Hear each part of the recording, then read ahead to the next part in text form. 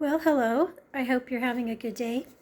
I'm going to do a painting today, which will be kind of what I've talked about in one of my first or second videos. And what I do is I put a base color and then I do about 10, 12 pours from one cup. This cup has probably at least 10, 12 layers. And so right now I'm going to use a base which has the green blue from Liquitex, silver, and then again the Floetrol and water. And this is in a 3 parts Floetrol, 1 part paint, and about 1 part water. I'll go ahead and use my palette knife to get the base color on. Alright, so I've got my base color on and just kind of dabbed it on these sides as well. Next I'm going to be pouring my paint here in different layers. I'll share the colors after I've poured this out.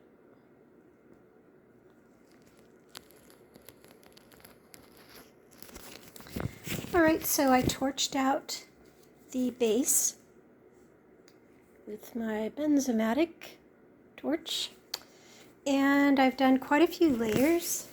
As you can see, I probably have probably about 15 layers. Now some of these are not complete. This is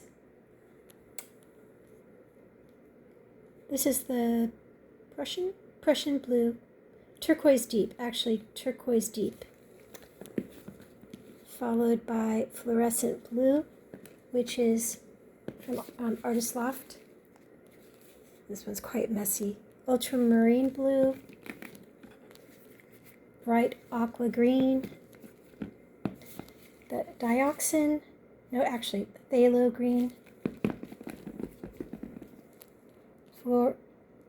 fluorescent green, and gold. And again, the base is the green, blue, silver. The green, blue with silver. And the regular colors are pretty much always Liquitex, and as well as the gold. And the fluorescent colors are AUS Loft. What I'm going to do, hopefully this works out, because typically I have both hands free, but I'm going to go ahead and start pouring. And I'm going to pour right here, just let it pour out, and then pull back. Oops, you missed that one.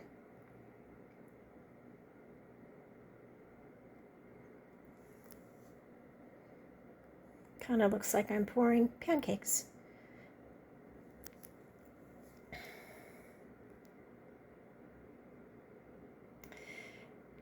That is the gold that's coming up. What I'm going to do, because it's kind of good to kind of mix it up rather than have the same colors close to each other.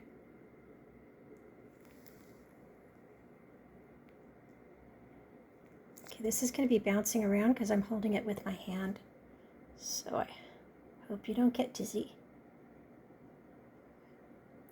Now, since I am really focusing on 2 things at once, I may not get the exact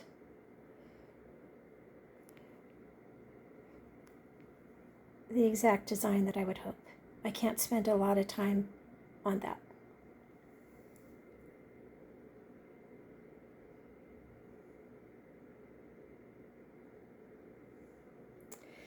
Okay, right, I need quite a bit here.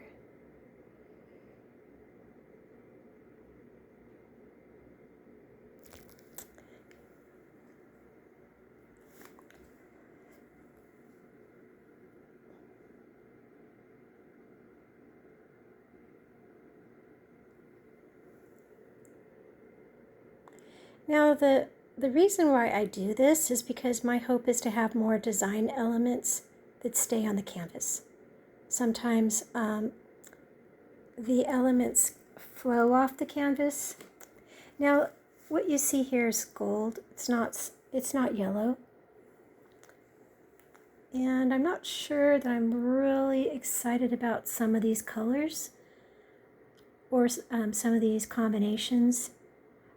I do prefer more intense colors like that. And I guess that's going to depend on which colors I include in a pour, which ones I put close to each other. I'm going to look a little closer and see if there's any designs that I really want to smooth out.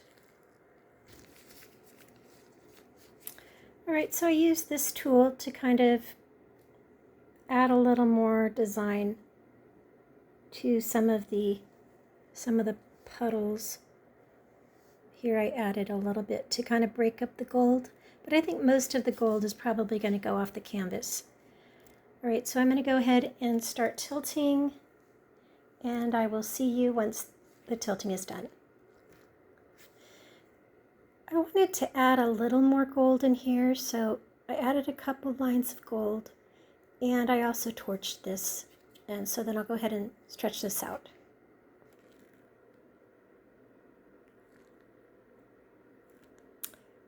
All right, so this is what I've come up with, and I'm pretty happy with it. The paint was a little thick, but there was plenty to cover the canvas. And overall, I used probably, how many milliliters? I can't read it from here, but it's basically, as you can see, it wasn't full to the top.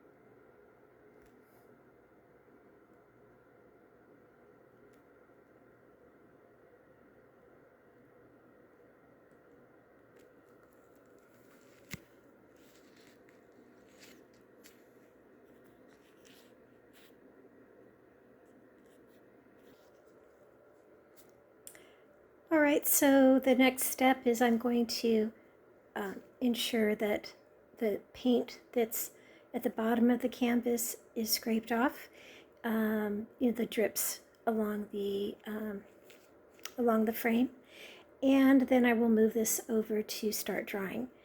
Well, thank you for joining me today. I hope you have a great afternoon, evening, and I'll catch you later. Bye-bye.